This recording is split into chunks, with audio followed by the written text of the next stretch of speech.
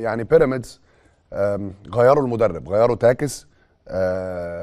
ويعني طبعا عينوا جيمي باتشيكو المدير الفني السابق لنادي الزمالك، اللي الحقيقه نجح بشكل كبير جدا مع الزمالك رغم انه تولى المسؤوليه في فترات قصيره، ولكن ارقامه مع الزمالك ارقام مميزه جدا.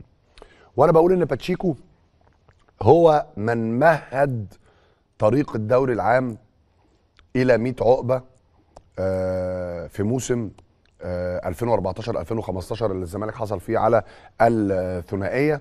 والحقيقه يعني سلم المهمه لفيريرا متشفيه، وده لا يقلل طبعا من قيمه وجهود فيريرا في الوقت ده، ولكن باتشيكو عمل نتائج مميزه جدا ونظم الفريق بشكل جيد. ومهم جدا المدرب لما بيستلم شغلانه انه يستلمها من مدرب كويس، مدرب يكون موقف الفرقه على رجليها بلغه الكوره.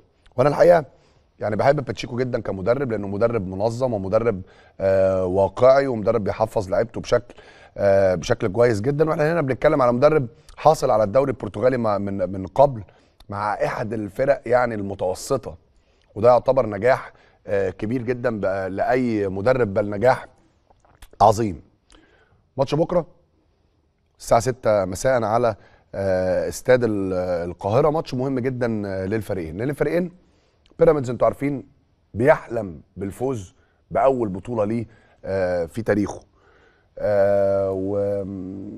وعنده لعيبه كويسه جدا، عنده مدرب كويس جدا.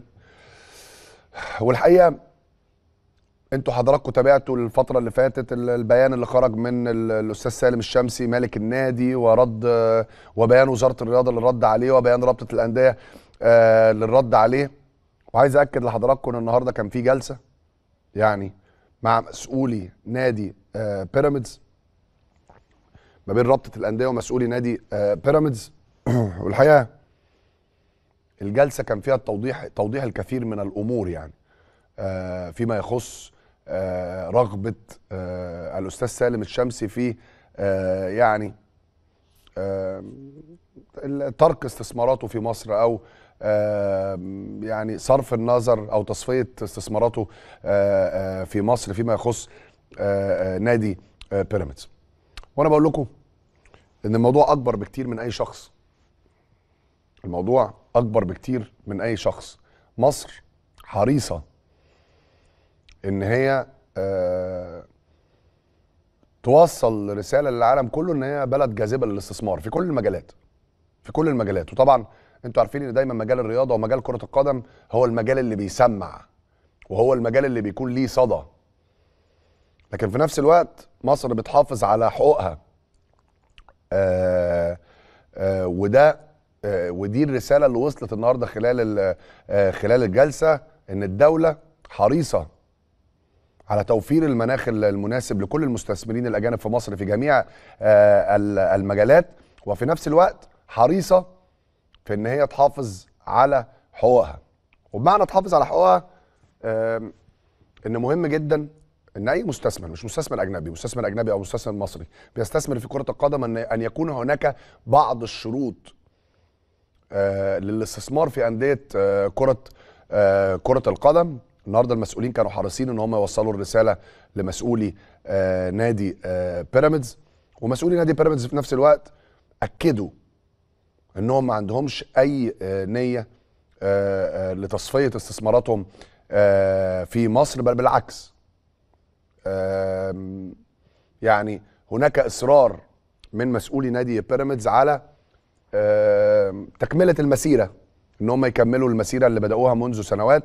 وانا بقول ان نادي بيراميدز نموذج جيد جدا للاستثمارات في كره القدم، مع شويه ضوابط. الضوابط دي لازم ان احنا نحطها مصر اللي تحطها.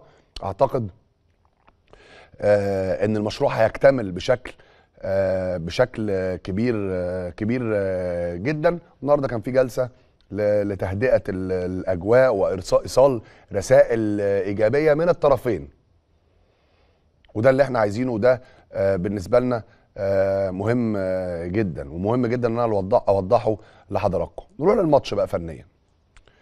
طبعا يعني الاول عايز اكلمكم عن قائمه الفريقين والغيابات، وفي غيابات مهمه جدا للفريقين. تعالى نروح لقائمه الزمالك.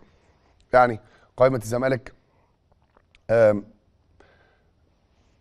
خط الدفاع، يعني حراسه المرمى محمد عواد ومحمد صبحي. خط الدفاع عمر جابر، محمد عبد الغني، الزناري، حسام عبد المجيد، حمزه المسلوسي، محمد عبد الشافي.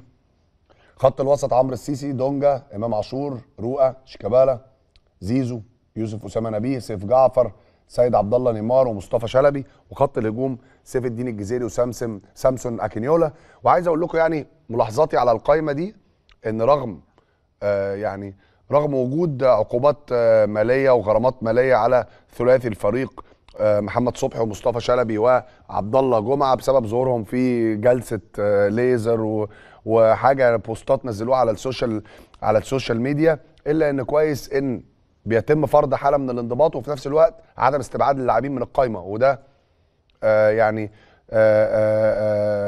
نادي الزمالك يعني كان حريص ان هو ما يخسرش اللعيبه. يعني انا شايف ان البوستات دي مش في وقتها. نمره 2، ان نادي الزمالك يعني خلي بالكم ان البوستات دي اللي نازله دي اعلانات للمكان، اعلانات مدفوعه الاجر للمكان. يعني النهارده نادي الزمالك ليه حق، لان هو نادي الزمالك بيمتلك في عقوده الايمج رايتس، او حقوق الحقوق الاعلانيه للاعبين. نادي الزمالك لازم بيحصل على نسبه منها، وبالتالي لا يحق لاي لاعب الا ان هو يعني يعمل اعلانات شخصيه دون الرجوع الى المشرف العام على الكره والى اداره النادي. وهنا الغرامه تعتبر مش بسبب ان البوستات بس او توقيتها غير المناسب او حاجه، ولكن برضو بسبب ان ده اعلان او حمله دعائيه لمكان ما، مكان تجميل بقى ايا كان مكان ايه، ولكن دون الرجوع الى اداره النادي. لكن اللعيبه موجوده مع الفريق، ثلاثه لعيبه مهمين جدا للفريق. لكن مهم جدا ان يبقى في قرارات لعوده الانضباط لاوضه لبس نادي الزمالك مره اخرى، لان مفيش فرقه بتكسب في الملعب بامكانيات لعبتها بس. لازم يبقى في نظام، ولازم يبقى في نظام صارم على الجميع، ولازم اللعيب يعرف ما له وما عليه، وايه حقوقه وايه اللي عليه، وده مهم جدا ان هو يكون واضح للجميع. اهم الغيابات اللي موجوده في نادي الزمالك قبل مباراه الغد، الونش طبعا للاصابه. ابراهيم انداي رجع يتمرن بشكل جزئي مع الفريق بالكوره، ولكن لسه مش جاهز للدخول لقائمه المباراه. فتوح وعبد الله جمعه كلنا عارفين قصتهم، لسه مش جاهزين ان هم يخشوا. محمد طارق مستبعد بقرار فني، يوسف حسن قرار فني، حسام اشرف بقرار فني. دي ابرز غيابات الزمالك في مباراه الغد امام بيراميدز.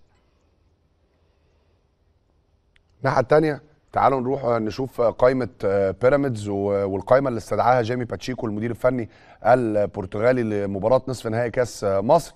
حراسه المرمى الشناوي، اكرامي، يوسف نادر. الدفاع علي جبر، اسامه جلال، احمد سامح، احمد فتحي، محمد حمدي، كريم حافظ. خط الوسط توريه، اسلام عيسى، رمضان صبحي، محمود صابر، هشام محمد، وليد الكارتي، عبد الله السعيد، عبد الله مجدي، ابراهيم عادل. وخط الهجوم فخر الدين بن يوسف، فخري لاكاي، ودودو الجباس. قائمه طبعا قويه جدا.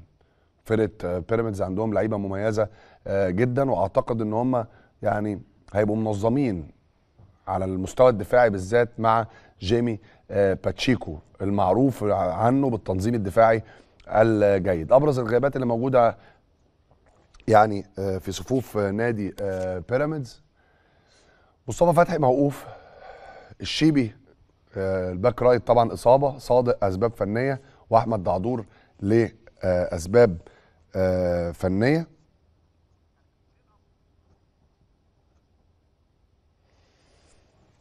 دي ابرز غيابات نادي بيراميدز. لكن اكيد